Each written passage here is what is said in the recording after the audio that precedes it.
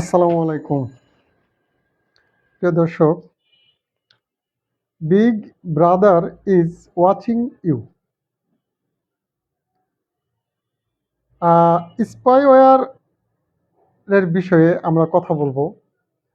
তো আমাদের যে শিরোনাম, আজকে শিরোনামটা দিয়েছি যে এখানে সরকারের প্যারালাল একটা নিরাপত্তা টিম, সাইবার টিম গঠন করার জন্য এবং এই টিমকে মূল টিমের সাথে যুক্ত করার জন্য একটা হাব স্টেশন প্রতিষ্ঠা করার জন্য আমরা এইরকম একটা শিরোনাম দিয়েছি যে রাষ্ট্রীয় নিরাপত্তা ব্যবস্থায় অভ্যন্তরীণ তথ্যভাণ্ডার সুরক্ষার উদ্দেশ্যে এবং সরকার বিরোধী অপতৎপরতা নিয়ন্ত্রণের লক্ষ্যে সরকারের উচিত প্যারালাল সাইবার টিম ও একটি হাব স্টেশন প্রতিষ্ঠা করা, এমন একটি শিরোনামের কথা বলছি। প্রিয় দর্শক, আমরা জানি বর্তমান বিশ্বটা আসলে পুরাটাই নিয়ন্ত্রিত হচ্ছে সাইবার তৎপরতা এবং সাইবার যে দক্ষতা, এই দক্ষতার উপর প্রায় ডিপেন্ডেন্ট। আপনি যদি বলেন অলমোস্ট 90%। এখন আপনি বলতে পারেন যে এই কথাটার যুক্তি কি? আপনি জানেন আজ থেকে প্রায় 10 বছর বা আরেকটু কম হতে পারে, তুরস্কে একটা সেনা অভ্যুত্থানের একটা পুরা পরিস্থিতি তৈরি হয়ে গিয়েছিল। তো ওই তুরস্ককে সহযোগিতা করেছিল রাশিয়া। আমেরিকার সাথে যদিও তুরস্কের একটা ভালো সম্পর্ক ছিল তখন, কিন্তু তুরস্ক বুঝতেই পারেনি যে আমেরিকা তাদের সরকারকে উৎখাত করার জন্য একটা ষড়যন্ত্রে লিপ্ত হয়েছিল। তো এই বিষয়টা আবার রাশিয়া তুরস্ককে সহযোগিতা করেছিল, তুরস্কের প্রেসিডেন্ট এরদোয়ানকে বলে দিয়েছিল যে তোমার বিরুদ্ধে ষড়যন্ত্র হচ্ছে তোমার সেনাবাহিনীর মধ্যে। তখন কিন্তু তুরস্কের প্রেসিডেন্ট সতর্ক হয়েছিল এবং যারা এই ষড়যন্ত্রে লিপ্ত ছিল তাদেরকে শাস্তি দেওয়া হয়েছিল। এখন বলতে পারেন আমি এই কথাটা কেন বলেছি? আমি বলছি যে আপনার এখন তুরস্কে অভ্যুত্থানের চেষ্টা হয়েছিল, রাশিয়া কিভাবে জানলো? আমরা আসলে জানি স্পেস শব্দের অর্থ আমরা যতটুকু বুঝি বা আমরা সাধারণ মানুষ যেটা বুঝি যে আমরা মহাশূন্যকে বুঝাই। আর যদি বলি যে সাইবার স্পেস, এখানে এটা একটা ভার্চুয়াল কথা, যে সাইবার স্পেস যেখানে আপনার এই যে আমরা এই বিভিন্ন গুগল সার্চ ইঞ্জিন ব্যবহার করি, গুগল বলেন, ফেসবুক বলেন, ইউটিউব বলেন, আপনি এই আরও যে ইয়াহু ছিল আগে, মাইক্রোসফট ইত্যাদি, আমরা যে ইয়েগুলি ব্যবহার করি, সার্চ ইঞ্জিনগুলি ব্যবহার করি, এই সার্চ ইঞ্জিনগুলি এই স্পেসে ঘোরাঘুরি করে, আমরা দেখি না। তবে এরা আমাদের দেখি না, ভার্চুয়াল, কিন্তু তারাই এখন সবচেয়ে বেশি আমাদের উপর প্রভাব ফেলছে। যেইভাবে আপনি ডার্ক ম্যাটার এবং ডার্ক এনার্জি আমাদেরকে বিভ্রান্ত করছে মুহূর্তে মুহূর্তে।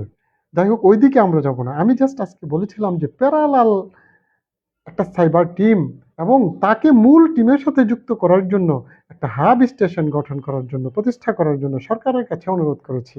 কারণ আমরা জানি এই বর্তমান সরকার কিন্তু এসেছে একটা অভ্যুত্থানের মধ্য দিয়ে।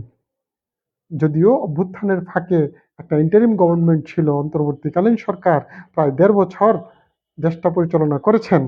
তো তখনও আমরা যতটুকু শুনতে পেরেছি আমাদের দেশে যে নিরাপত্তা ব্যবস্থা, এই ইন্টারিম গভর্নমেন্টকে কিন্তু আমাদের যে এই যে গোয়েন্দা সংস্থাগুলি আছে, আমরা যতটুকু জেনেছি বা বুঝেছি তারা তেমন সহযোগিতা করে নাই। তো গোয়েন্দা সংস্থা যদি সহযোগিতা না করে আপনাকে, তাহলে আপনি কিভাবে দেশটাকে পরিচালিত করবেন? এখন আবার যদি আপনি বলেন যে বিশেষ করে ২০১৮ থেকে ২০২৫ সাল পর্যন্ত আমাদের বাংলাদেশে যে পেগাসাস, ইসরায়েলের যে পেগাসাস আড়িপাতা ডিভাইস আমদানি করা হয়েছিল আমরা শুনেছি। এবং এই ডিভাইস এমন এক ভয়ঙ্কর ডিভাইস, আপনার ফোনটাকে আড়িপাতা মানে কি, সে ফোনের যে যত তথ্য আছে, ডাটা আছে, আপনার কল রেকর্ড করতে পারে সে। যদি আপনার ফোনে সে প্রবেশ করতে পারে। তবে এইসব ডিভাইস, এই ভয়ঙ্কর ডিভাইসগুলি যে পেগাসাসের মতো, ইসরায়েলি যে আড়িপাতার যে ডিভাইস পেগাসাস এগুলির মতো ডিভাইস, এরা ইচ্ছা করলে আপনার ফোনে ঢুকে যায়, আপনার কম্পিউটারে ঢুকে যায়। অর্থাৎ আপনি যে ডিভাইসের মাধ্যমে এই স্পেস, সাইবার স্পেসে ঘোরাঘুরি করেন, আপনি না, লক্ষ লক্ষ মানুষ ঘোরাঘুরি করতেছে সাইবার স্পেস, আমরা দেখি না, তাদের মস্তিষ্ক ঘোরাঘুরি করে। আমি যে আপনার সাথে কথা বলছি, আমিও কিন্তু সাইবার স্পেসে আছি এখন। যদি সাইবার স্পেসে না থাকতাম, তাহলে কিন্তু আপনি আমাকে আপনার ডিভাইস দিয়ে দেখতে পারতেন না। অবশ্যই আমি সাইবার স্পেসে ভাসমান আছি এখন, তাই আপনি আমাকে দেখতে পাচ্ছেন। আর আমার যে অ্যাকচুয়াল যে অবস্থা, সেটা হলো আমি ঘরে বসে আছি, আর আমার ভার্চুয়াল অবস্থাটা এখন ভাসতেছে অনব মানে একেবারে কত দিকে ভাসতেছে আপনি কল্পনা করতে পারবেন না। আমার পিছনে, আমার সামনে, আমার ডাইনে, আমার বামে, উপরে, নিচে, সব জায়গায় যারাই আমাকে দেখতেছেন, যেখানে থেকেই, সব জায়গায় এখন আমি বিদ্যমান। তো প্রিয় দর্শক, আমি যে কথাটা বলছিলাম যে একটা প্যারালাল টিম গঠন করার জন্য, এখন আমি এর আগে একটা কথা বলি যে আপনার ডিভাইসে কিভাবে এই যে ডাটা এক্সফিল্ট্রেশন যেটাকে বলি আমরা, ডাটা এক্সফিল্ট্রেশন, এরা আমরা জানি হোয়াটসঅ্যাপে যদি কল করেন আপনি, ওইখানে লেখা থাকে এনক্রিপশন, এনক্রিপ্ট টু এনক্রিপ্ট। মানে কি, শুধুমাত্র আপনি ডাটা দেখতে পাবেন আর যাকে পাঠাচ্ছেন সে দেখতে পাবে, অন্য কেউ দেখতে পারবে না। এমন কি যে হোয়াটসঅ্যাপের যে নির্মাতা মেটাও দেখতে পাবে না। হোয়াটসঅ্যাপ পরিচালক যে মেটা আছে, মেটাও সেটা দেখতে পাবে না। এই জন্য এনক্রিপ্ট টু এনক্রিপ্ট লেখা থাকে। কিন্তু এই যে আড়িপাতার ডিভাইস, সে আপনার তথ্য চুরি করে। এখন বলতে পারেন কিভাবে? এমনকি আপনার ডিভাইসের নিয়ন্ত্রণ সহ সে নিতে পারে। এখন আপনি বলতে পারেন কিভাবে? আপনি আপনার ফোনের যে অপারেটিং সিস্টেম আছে, এই অপারেটিং সিস্টেম যদি দুর্বল হয়, অর্থাৎ আপনি যদি সেটাকে দুর্বল করে ফেলেন, এটা কিন্তু দুর্বল থাকে না অপারেটিং সিস্টেম। মাইক্রোসফট বলেন, আর অ্যান্ড্রয়েড বলেন, আর ওই যে অ্যাপেলের যে ম্যাক, এগুলি বলেন অপারেটিং সিস্টেম, এরা কিন্তু দুর্বল থাকে না। কিন্তু আপনার ডিভাইসে যখন আসে, আপনি যখন ডিভাইসটা কিনে আনেন, তখন সে স্ট্রং থাকে। আপনার কাছে এসে আপনি যখন ইউজ করতে থাকবেন এই অপারেটিং সিস্টেমের মাধ্যমে আপনার মোবাইলটা, তো আপনি দিনে দিনে এটাকে দুর্বল করে ফেলেন। কিভাবে? আপনি বিভিন্ন অজানা ওয়েবসাইটে ক্লিক করেন, আপনাকে অনেকে অনেক মেসেজ পাঠায় যে আপনি এটাতে ক্লিক করেন, আপনি এখানে ক্লিক করেন। এইভাবে ক্লিক করার ফলে আপনার এখানে এই অপারেটিং সিস্টেমে তারা ঢুকে যায়, একটা প্রোগ্রাম ঢুকিয়ে দেয় তারা। এই প্রোগ্রামটাকে আমরা বলি ভাইরাস। এটা ঢুকিয়ে দেয় এবং এই প্রোগ্রামের মাধ্যমে এই যে পেগাসাস বা আড়িপাতার ডিভাইস বা অন্যান্য আড়িপাতার ডিভাইস, অনেক সারা বিশ্বে এখন আড়িপাতার ডিভাইস আছে, এরা আপনার ডিভাইসে ঢুকে যায়। ঢুকে গিয়ে সে কি করে? আপনার কথা, আপনি লিখতেছেন, একটা মেসেজ লিখতেছেন, এই লেখা অবস্থায় সে আপনার লেখাটা দেখে ফেলে। সে ঢুকেছে, ঢুকে আপনি যখন লিখতেছেন মেসেজটা, তখন সে দেখে ফেলে। আবার যাকে পাঠিয়েছেন তার ফোনেও যদি সে আড়িপাতার ডিভাইস যদি কার্যকর হয়ে যায়, সেখানে পাঠানোর পরে সে দেখে ফেলে, কিন্তু মাঝখানে সে দেখতে পারে না। মাঝখানের কথা, আপনি যেই স্পেসের মাধ্যমে যাচ্ছে, সাইবার স্পেস, সেখানে সে দেখতে পারে না। শুধুমাত্র আপনার ডিভাইসে সে অবস্থান করতেছে, ডিভাইসে যখন লিখতেছেন তখন সে দেখে ফেলে। যেই সেন্ড করে দিচ্ছেন তার আর নিয়ন্ত্রণ থাকে না, সে যত শক্তিশালী হোক না কেন। আবার যেই ডিভাইসে পাঠিয়েছেন সেই ডিভাইসে সেন্ড করার পরে সে দেখে ফেলে, এই আপনার তথ্য চুরি করতেছে। তো আমি একটা কথা বলি, বিগত সরকার কেন এতদিন পর্যন্ত লাস্টিং করেছে? আপনি যদি সেই বিষয়টা ভালো করে লক্ষ্য করেন, আপনি দেখবেন এইসব আড়িপাতার ডিভাইস দিয়ে ডিজিএফআই গোয়েন্দা সংস্থার লোকজনকে এত স্ট্রং করেছে বিগত সাবেক সরকার। মানে তারা এমনভাবেই, মানে আমরা তো অনেকেই তাই সেই সরকারকে স্বৈরাচার সরকার বলে আমরা সম্বোধন করি, বা তারা পালানোর পর এই এই যে সাইবার টিম, অর্থাৎ যারা এই বিগত সরকারের অনুগত, ডিজিএফআই বলেন, ডিবি বলেন, গোয়েন্দা সংস্থার লোক আরও অনেকে আছে, এনএসআই, তারা কিন্তু এইসব ডিভাইস ইউজ করে। তারা কিন্তু বিগত ইন্টারিম গভর্নমেন্টকে সহযোগিতা করে নাই, বিভিন্নভাবে আমরা খবর পেয়েছি। তো এখন বর্তমান সরকার আসার পরে, গণতান্ত্রিক সরকার, নির্বাচিত সরকার যখন এসেছে, অনেকের মধ্যে আনুকূল্য বা আনুগত্য দেখতে পাচ্ছি। কিন্তু সে আনুগত্য কি অ্যাক্টিং কিনা, অভিনয় কিনা, সেই জিনিসটাও মাথায় রেখে আমাদেরকে, এই সরকারের উচিত যেন, এখন আপনি একটা দেশকে যদি নিয়ন্ত্রণ করতে হয়, বর্তমানে বর্তমানে যেমন আপনি ইরান এতদিন টিকে গেছে, মার্কিন যুক্তরাষ্ট্রের মতো দেশের সাথে ইসরায়েলের মতো ভয়ঙ্কর মোসাদের গোয়েন্দা সংস্থার হাত থেকে বেঁচে গেছে ইরান। কিভাবে বাঁচলো আপনি দেখেন।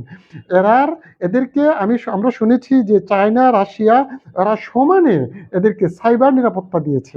অর্থাৎ এদেরকে তথ্য সরবরাহ করেছে।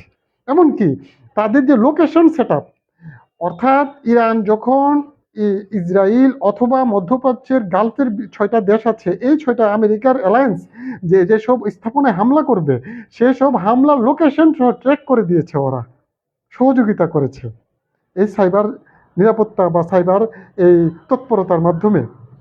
তো এখন আপনি যদি একটা দেশকে ভালো রাখতে চান, আপনার দেশকে যদি ভালো রাখতে চান, তাহলে আপনাকে এই তথ্যগুলি জানতে হবে যে আপনার বিরুদ্ধে কেউ কি কোনো ষড়যন্ত্র করছে কিনা, কারো ফোনে কেউ কথা বলছে কিনা আপনার বিরুদ্ধে।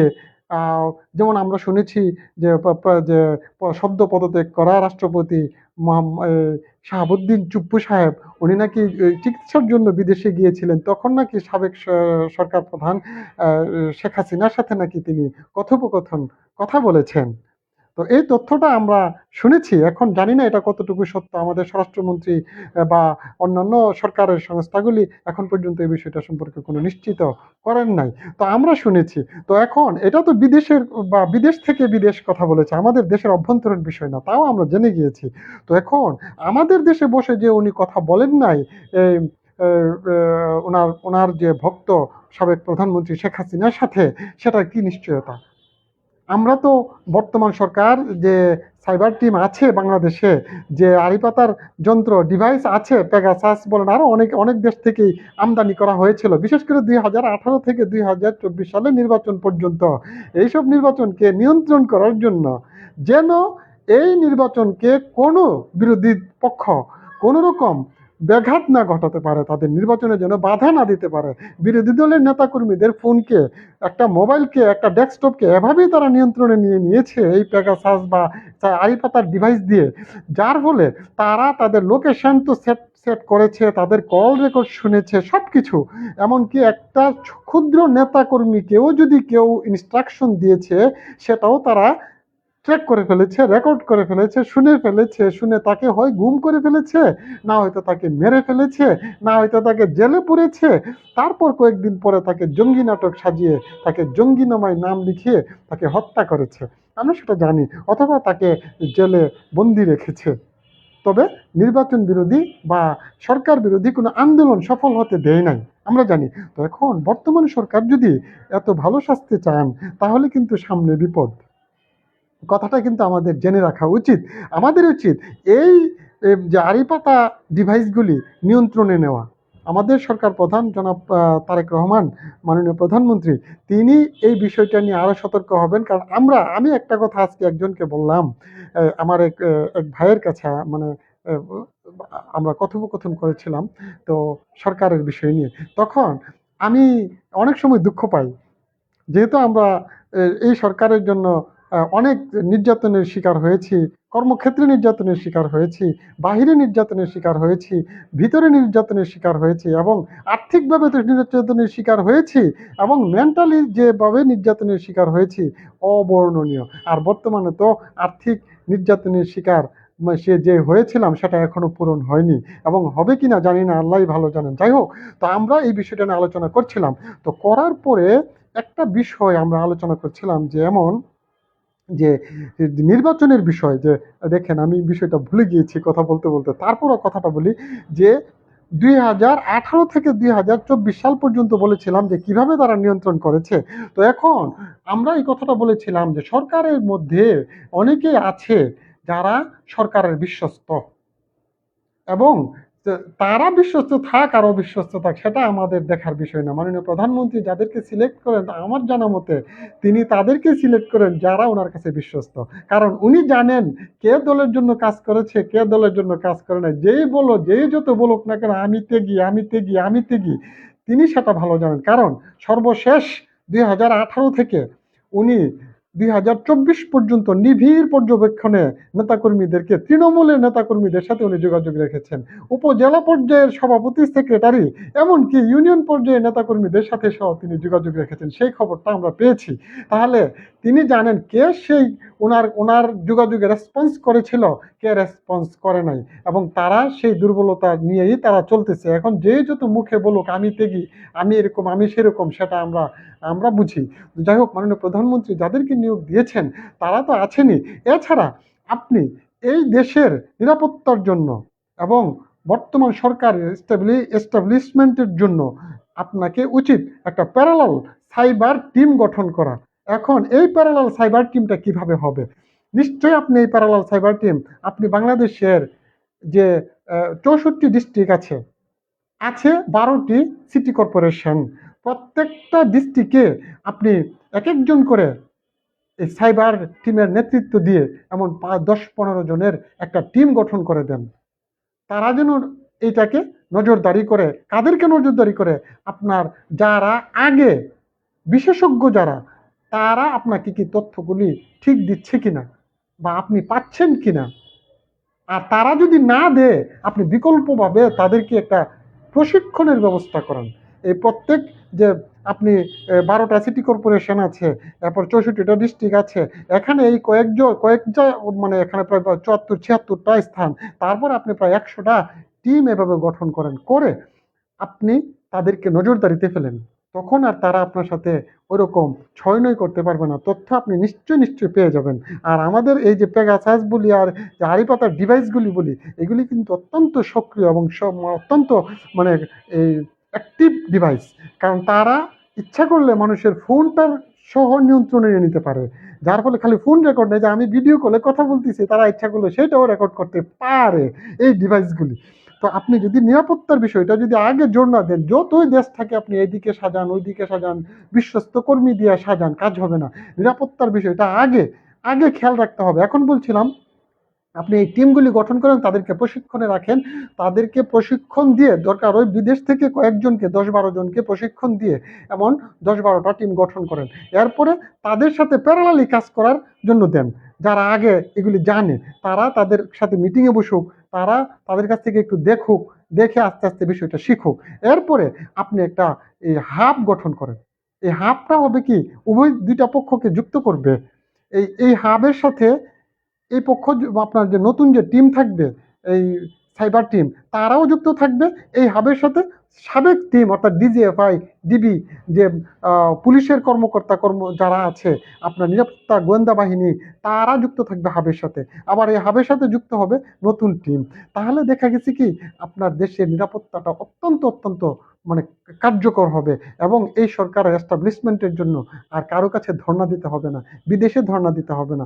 আমি আশা রাখি আমি মাননীয় প্রধানমন্ত্রী জনাব তারেক রহমান এই দেশের এস্টাবলিশমেন্টের জন্য, অর্থাৎ স্থায়িত্বের জন্য, দেশের যে বর্তমান সরকারের স্থায়িত্বের জন্য, বর্তমান সরকারকে যেন কেউ অপতৎপরতায় বা ইয়ের মাধ্যমে, এই ষড়যন্ত্রের মাধ্যমে যেন কোনো রকম এই বেকায়দায় না ফেলতে পারে, এই জন্য এই কাজটা করা উচিত বলে আমি মনে করি।